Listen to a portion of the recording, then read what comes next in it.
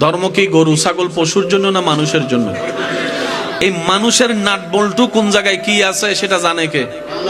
জোরে বলি, কে জানে? কোন জায়গায় টাইট দিলে সোজা হবে জানে কে? কোন জায়গায় ছাড় দিলে কি হবে জানে কে? যেই আল্লাহ মানুষের স্রষ্টা, সেই আল্লাহ যে ধর্ম সাজিয়েছেন এটার নাম ইসলাম। তো উনি জানেন কোনটা দিয়ে কি করতে হয়। সুবহানাল্লাহ বলি।